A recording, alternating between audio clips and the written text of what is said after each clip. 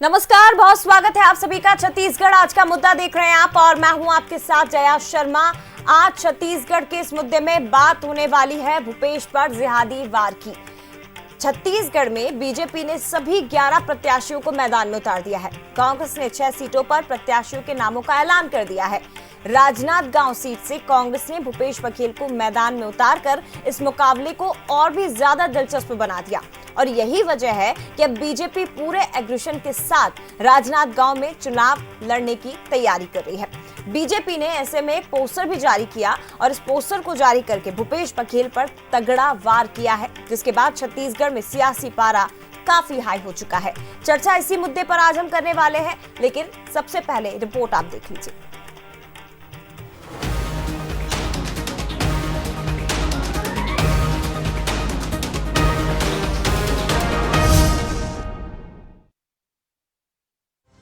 BJP ने इस poster के जरिए अपने इरादे साफ कर दिए हैं कि वो राजनांदगांव में किस एग्रेशन के साथ चुनाव लड़ने जा रही है। कांग्रेस ने पूर्व सीएम भूपेश बघेल को उम्मीदवार बनाया तो बीजेपी ने संतोष पांडे को उतारकर तैयारियां तेज कर दी है। इस पोस्टर के साथ चुनावी जंग का ऐलान कर दिया और 24 को लेकर एजेंडा भी सेट कर दिया है। बीजेपी हिंदुत्व और लव जिहाद का मुद्दा सेट करने की कोशिश में है, क्योंकि भूपेश बघेल के प्रत्याशी घोषित होने के बाद राजनांदगांव में मुकाबला टक्कर का हो चुका है। बीजेपी ने पोस्ट कर जनता से पूछा कि राजनांदगांव या जिहाद गांव, चुनाव आपका है। बीजेपी के इस पोस्ट से अब सियासी भूचाल भी आ चुका है। डिप्टी सीएम विजय शर्मा ने कहा कि पिछली बार जैसी सरकार चली है, उनके मुखिया जहां भी होंगे ऐसा ही सोचा जाएगा। कि जैसी सरकार चली है पिछली बार, उनके मुखिया जहां पर भी होंगे ऐसा ही कुछ सोचा जाएगा।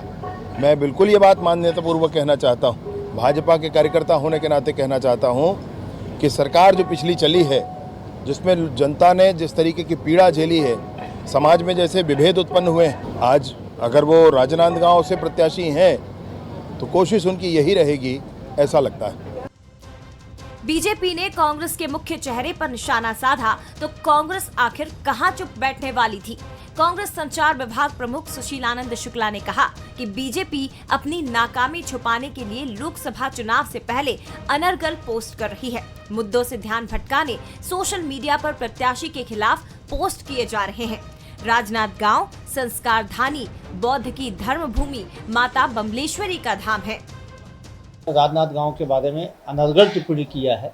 यह भारतीय जनता पार्टी के द्वारा मोदी की नाकामियों से ध्यान हटाने की एक साजिश है।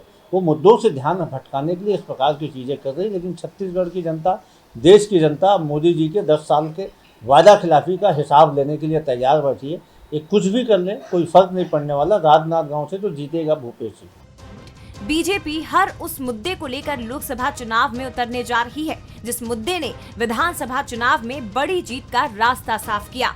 युवा, महिला, किसान और धर्मांतरण जैसे मुद्दे लोगों के दिल में सीधे तौर पर पहुंचे और नतीजे सबके सामने हैं। धर्मांतरण और लव जिहाद उनमें से एक था, लिहाजा बीजेपी ने चुनावी जंग में धर्मांतरण और लव जिहाद को हथियार बनाकर कांग्रेस और भूपेश बघेल पर सीधा प्रहार किया है। लेकिन इसका कितना फायदा होगा, ये आने वाले नतीजे ही बताएंगे। गौरव शुक्ला, बंसल न्यूज, रायपुर। तो देखिए, 2023 विधानसभा चुनाव के बाद वैसे भी 2024 लोकसभा चुनाव की लड़ाई काफी दिलचस्प होने वाली है, खासतौर पर छत्तीसगढ़ में। अब ऐसे में राजनांदगांव सीट की अगर हम बात करें तो इस पोस्टर के बाद और मुख्यमंत्री भूपेश बघेल के चुनावी मैदान में उतरने के बाद वहां का पारा वैसे भी हाई चढ़ा हुआ था, लेकिन इस पोस्टर ने सियासत को और ज्यादा गर्मा दिया। अब बीजेपी किस रणनीति के तौर पर राजनांदगांव सीट पर खास तौर पर आगे बढ़ रही है, ये जरा समझने की कोशिश कर लेते हैं। राजनीतिक मेहमान हमारे साथ इस वक्त जुड़ गए हैं, उनसे आपका परिचय करवा देते हैं। के.एस. चौहान साहब, बीजेपी प्रवक्ता, हमारे साथ इस वक्त जुड़े हुए हैं। साथ ही कांग्रेस प्रवक्ता नितिन भंसाली जी हमारे साथ जुड़ गए हैं और वरिष्ठ पत्रकार अनिरुद्ध दुबे जी आपको स्क्रीन पर नजर आ रहे हैं। सर, आपका भी बहुत स्वागत। सबसे पहले के.एस. चौहान साहब, मैं आपसे ही सवाल और इस चर्चा की शुरुआत करूंगी। पोस्टर आपने भी देखा होगा जो कि जारी किया गया है। सवाल मेरा आपसे यह है कि जरा हमारे दर्शकों को भी समझा दीजिए कि जो पोस्टर बीजेपी ने जारी किया है, जिसमें राजनांदगांव या जिहाद का जिक्र किया गया और जनता पर छोड़ा गया है कि अब चुनाव आपका है, इस पोस्टर में है कौन कौन, किसे आप निशाना बनाने की कोशिश इस पोस्टर के जरिए कर रहे हैं? कौन कौन से वो शख्स हैं जो आप इस पोस्टर में दिखा रहे हैं? सबसे पहली बात तो है जया जी कि ये पोस्टर नहीं, ये हकीकत है। ये हकीकत इसलिए है कि जिसके जिसके संरक्षण पे सर उस पे मैं ये बात सभी करूंगी, चीजें- लेकिन मेरा निवेदन है कि आप एक बार बता दीजिए कि कौन कौन है वो। हम तो नहीं पहचान पा रहे, आप जरा बता दीजिए सर, कौन कौन है, हाथ में झंडा लेकर कौन खड़ा है इस पोस्टर में, और कौन कौन से वो नेता हैं जिनका जिक्र आपने किया है? मैं वही तो बोल रहा हूँ आपको। हाँ। मैं ये बोल रहा हूँ कि जिसने जिस नेता ने संरक्षण दिया जिहाद को, जिस नेता ने संरक्षण दिया अपराध को, जिस नेता ने संरक्षण दिया तानाशाह को, तो वो इसमें सभी दिखाई दे रहे। मोहम्मद अकबर की मैं बात बोलूं जया जी, तो मोहम्मद अकबर जी वहां के संचालन समिति, जो चुनाव समिति है, उसके सदस्य हैं।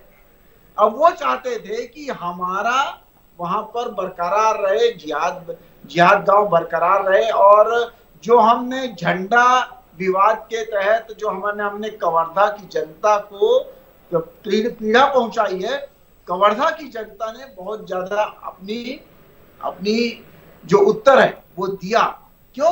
क्योंकि 2018 में अगर अपन बात करें ना जया जी, तो एक नाम का आपने जिक्र कर दिया, मोहम्मद अकबर, केएस चौहान जी, बाकी 3 नाम और जल्दी से बता दीजिए। भूपेश जी है, अनवर ढेबर है, एजाज ढेबर है। हाँ, हाँ, अब जरा मैं ये बोल रहा बताइए, हूं। ये गंभीर आरोप जो आप लगा रहे हैं लव जिहाद और राजनांद गांव का जिक्र करते हुए, आखिर इसके पीछे की वजह क्या है? क्या उन 2 बड़ी घटनाओं का जिक्र आप कर रहे हैं? इतना गंभीर आरोप, और इतने बड़े नेता कांग्रेस के मुख्यमंत्री पद पर जो रह चुके हैं, उनके लिए आप इस तरह के पोस्टर जारी कर रहे हैं?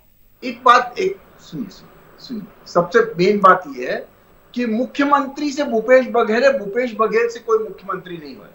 दूसरी बात यह है कि कोई भी इंसान अगर वो उस सीट पे बैठ जाता तो वो मुख्यमंत्री कहलाता, और इसीलिए वो 5 साल जैसे तैसे जनता ने उनको खदेड़ दिया, उनको उजाड़ दिया, उनको उखाड़ के फेंक दिया, क्योंकि पिछले 5 साल की जो घटनाएं हैं वो फिर से छत्तीसगढ़ की शांत फिजा में नहीं आनी चाहिए। छत्तीसगढ़ की जनता ने इसका उत्तर दिया। क्यों? छत्तीसगढ़ की जनता ये भूली नहीं है कि भारत माता की जय बोलने वाले को गला रेत के मार दिया जाता है, और 3 दिन के बाद भूपेश बघेल जी उनके घर के 1 किलोमीटर पास में जाते हैं और उनके घर में नहीं जाते हैं। छत्तीसगढ़ की जनता ये नहीं भूली है कि बिरनपुर की जो घटना होती है, भूपेश बघेल जी वहां पर जाते नहीं है, और हमारे गृह मंत्री नहीं जाते हैं वहां पर। रविंद्र चौबे जो है वहां के जनप्रतिनिधि, वो नहीं जाते। क्यों? क्योंकि रविंद्र चौबे का आदमी, जिसकी बेटे की चिता जल रही थी, उसने खुद बोला कि रविंद्र चौबे का आदमी ने ही ये बोला है कि मारो सालो तेलियों को। केएस चौहान ऐसी जी, घटना पहले नहीं होती थी। ठीक है। झंडा विवाद जो हुआ, जो वो पहले कभी नहीं हुआ था। जब से छत्तीसगढ़ बना है हमारा, तब से कभी नहीं हुआ था। ये सभी घटनाएं, हम ये भी नहीं बोलते हैं कि एक मुस्लिम जो युवा नेता है। ठीक है, मैं लौटूंगी आपके पास सर लौटूंगी, और भी कई बड़े सवाल हैं, बहुत से सवाल हैं जो मैं आपसे समझना चाहूंगी, लौटूंगी आपके पास। लेकिन नितिन भंसाली जी, एक बड़ा और गंभीर आरोप बीजेपी की ओर से लगाया गया है। 2023 में जो घटनाएं हुई, उन्हें बीजेपी ने जनता के बीच लेकर पहुंची, और उसका परिणाम आपने देखा। 2024 के समय भी बीजेपी इसी रणनीति के तहत आगे बढ़ रही है। ऐसे में बीजेपी की इस रणनीति की काट आप कैसे निकालेंगे, और क्यों आखिर कांग्रेस बौखलाई हुई है अगर बीजेपी ने ये पोस्टर जारी किया है तो? बीजेपी के नेताओं को मुद्दों पर बात नहीं करनी है, ये बात साफ है। ये किसी भी तरीके से जो देश के जरूरी मुद्दे हैं उनसे ध्यान भटकाने के लिए इस प्रकार के कार्टून पोस्टर जारी करके ये आम जनता के बीच उन मुद्दों से ध्यान भटकाने का काम करेंगे। राजनांदगांव लोकसभा, राजनांदगांव संस्कारदानी है, गौतम बुद्ध की भूमि है, माँ बमलेश्वरी का धाम है, संस्कारधानी के नाम से जाना जाता है। वहां पर इस तरीके की बातें चुनाव के वक्त बिल्कुल करना, जिहाद और लॉ और इस प्रकार के सांप्रदायिक पोस्टर जारी करना, ये कहीं न कहीं इस बात की ओर दर्शाता है। मैं तो मांग करूंगा इंटेलिजेंस से, सेंट्रल एजेंसियों से, प्रदेश की पुलिस से कि भाई थोड़ा सा नजर रखिए, यहाँ पर ये कभी भी किसी प्रकार की कोई भी वारदात हिंदू मुस्लिम की या सांप्रदायिक दंगों की फैलाकर कर सकते हैं। मुझे बड़ा दुख होता है, बड़े ही अजीब कायदे हैं मेरे मुल्क के, यहाँ पर भूख से ज्यादा धर्म पर बहस हो रही है। ये कोई मुद्दा है भाई? धर्म पर, मजहब पर ये बहस कौन किस कर रहा मुद्दे है? पर कर रहे हैं? नितिन आइए भंसाली आप- जी, कौन आप कर रहा बेरोजगारी है? पे कौन आइए, कर रहा है? आप महंगाई आप पर कांग्रेस, आइए, आप काले धन बीजेपी पर पर आइए, आरोप लगाते आप हैं, देश के बीजेपी विकास पर आप पर आइए। आरोप सब लगाती बात है। धर्म और जाति के नाम पर राजनीति कौन सी पार्टी कर रही है सर, या कौन सी पार्टी नहीं कर रही है, मैं ऐसे पूछूं। नहीं किया हमने तो कभी प्रभु श्री राम के नाम पर वोट मांगने का काम नहीं किया। ठीक 5 वर्ष हमने भी यहाँ पर माता कौशल्या की भूमि जो थी प्रभु श्री राम की माता जिनका जन्म हुआ यहाँ पर, जो यहाँ पर प्रभु श्री राम छत्तीसगढ़ के भांजे, हमने भी उस विषय पर काम किया, पर हमने उस विषय पर वोट मांगने का काम नहीं किया। ठीक है। जिस प्रकार अयोध्या के नाम से पूरे देश में ये माहौल बनाने की इन्होंने कोशिश की, ये नाकामयाब कोशिश ठीक है, आपने बहुत देखी गंभीर है। आरोप आपने लगाए हैं नितिन भंसाली जी। जो सवाल आप उठा रहे हैं उन पर भी मैं जवाब बीजेपी से लूंगी। बहुत गंभीर आरोप आपकी ओर से लगाए गए हैं, लेकिन अनिरुद्ध दुबे जी, आप छत्तीसगढ़ की राजनीति को बहुत अच्छी तरह से समझते हैं सर। 2023 का पूरा चुनाव आपने देखा। 2023 में जो घटनाक्रम शुरुआत से हुए कांग्रेस सरकार के समय, चाहे हम बीरनपुर हिंसा की बात कर लें या और भी कई बड़ी घटनाएं जिसे लेकर कांग्रेस को कटघरे में खड़ा करने की कोशिश बीजेपी ने की, लेकिन आज जो पोस्टर बीजेपी ने जारी किया है, ये इस तरह से जिहाद की राजनीति और चुनाव से पहले इस पोस्टर को जारी करना कितना उचित मानते हैं आप? जिस शख्स को उसमें दिखाया गया वो छत्तीसगढ़ के मुख्यमंत्री रह चुके हैं, एक बड़े चेहरे हैं प्रदेश के, और उन पर इस तरह से पर्सनल अटैक कितना उचित है?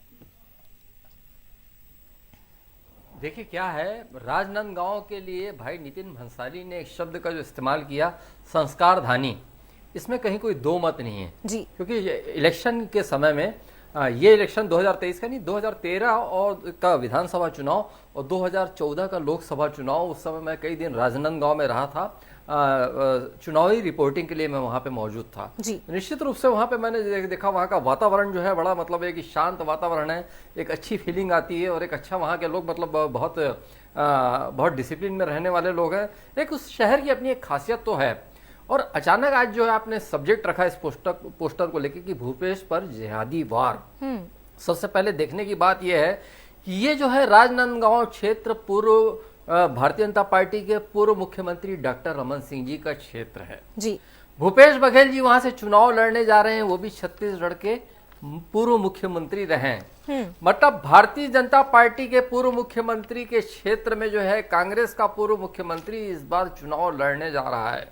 और ये जो है भूपेश बघेल जी अब तक के जो विधानसभा चुनाव लड़ते रहे वो पाटन से लड़ते रहते, अभी स्थितियां जो बदली है तो वहां पे विधायक रहते हुए में अब वो राजनांदगांव से जो है चुनाव लड़ने जा रहे हैं।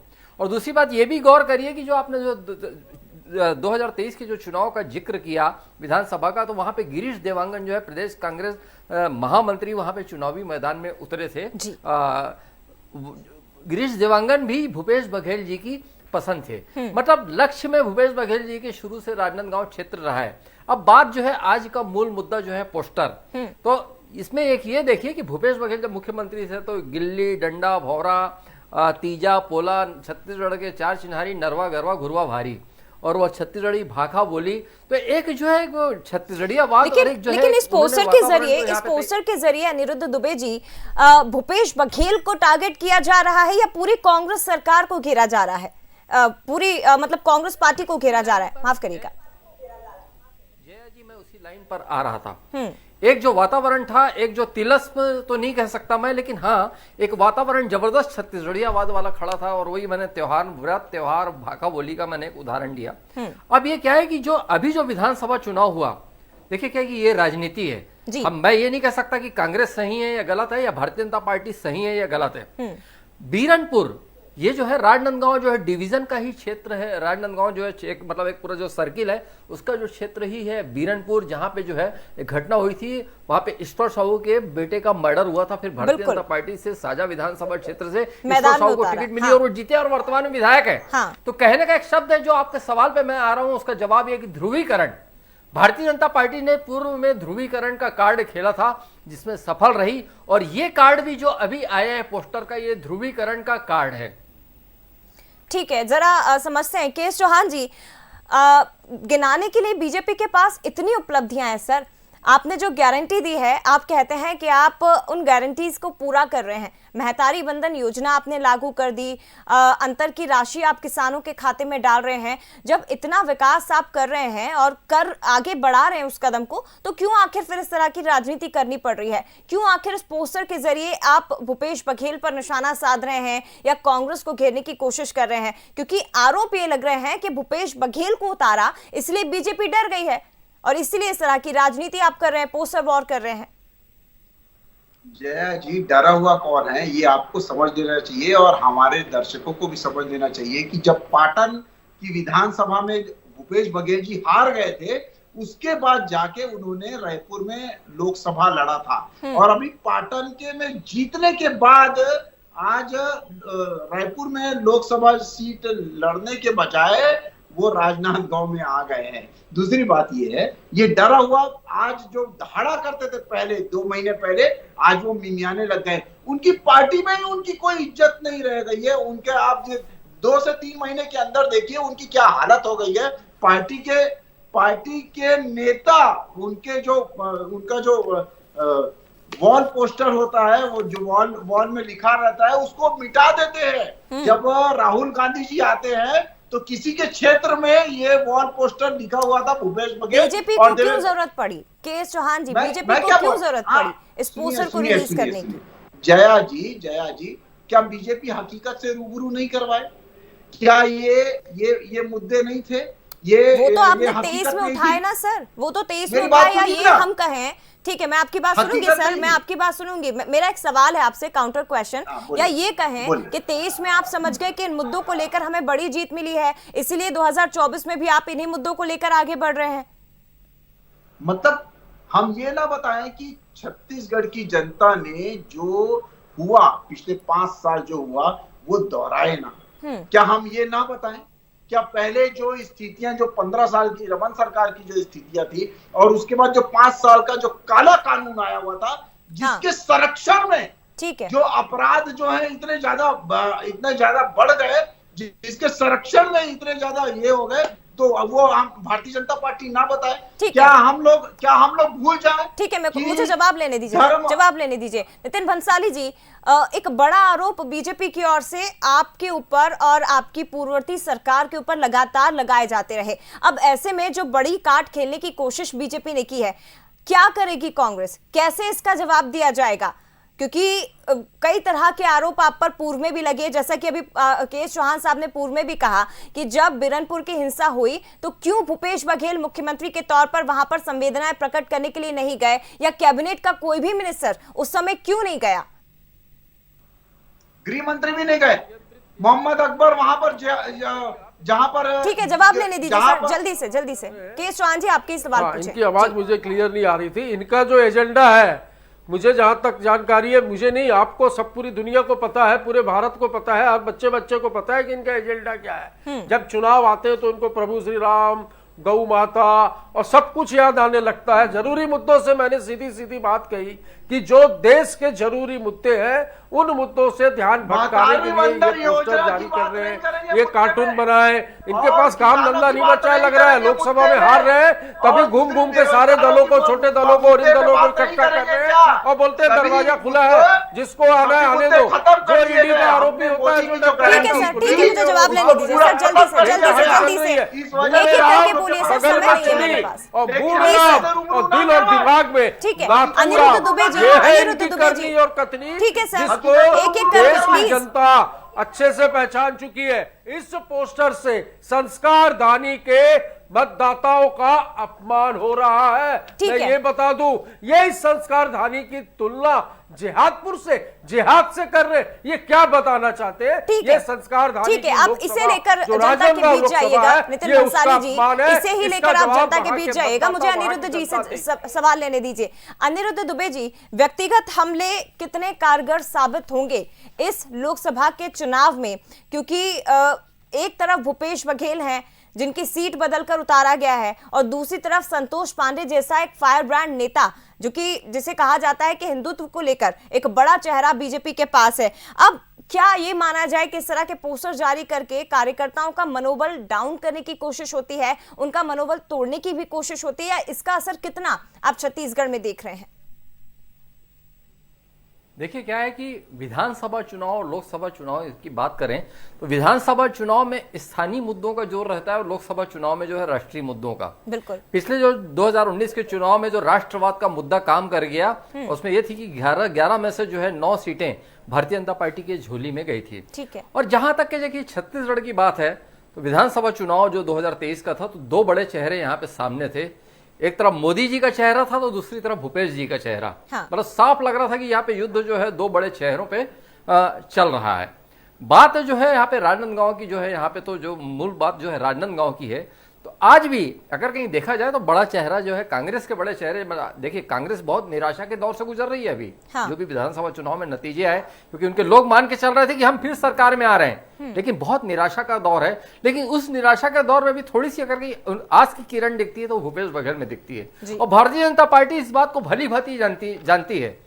पिछले चुनाव में, विधानसभा चुनाव में भी जो है मतलब ये पूरा जो लक्ष्य जो था भारतीय जनता पार्टी का था वो भूपेश बघेल थे, और अभी भी जो लक्ष्य जो है भूपेश बघेल हैं। और जहां तक के जो है वहां पे जो दोनों पक्षों में जो यहाँ पे अगर कहीं है, मतलब ये कि पूरे प्रदेश में जो है चर्चा अगर कहीं है, यहाँ पे 11 लोकसभा सीटों की तो सबसे ज्यादा जो है लोगों का ध्यान जो है केंद्रित हो गया है वो राजनांदगांव में हो गया है। और वहां पे भारतीय जनता पार्टी कोई कसर बाकी नहीं रखना चाहती है। बिल्कुल, और उसकी वजह भी है क्योंकि भूपेश बघेल को वहां से उतारा गया है और इसीलिए ये सीट काफी चर्चाओं का विषय बन चुकी है और इसीलिए यहाँ पर तापमान और ज्यादा हाई हो चुका है। लेकिन बीजेपी जो रणनीति अपना रही है उसका फायदा उसे चुनाव में कितना मिलेगा? क्या पर्सनल अटैक करके बीजेपी 11 सीटें जीत पाएगी या कांग्रेस इस रणनीति का जवाब कैसे देगी? सर, ये देखना बहुत दिलचस्प है। लेकिन फिलहाल आप सभी का बहुत शुक्रिया, के एस चौहान साहब, नितिन भंसाली जी, अनिरुद्ध दुबे जी, आप सभी का बहुत धन्यवाद सर बंसल न्यूज के साथ जुड़ने के लिए।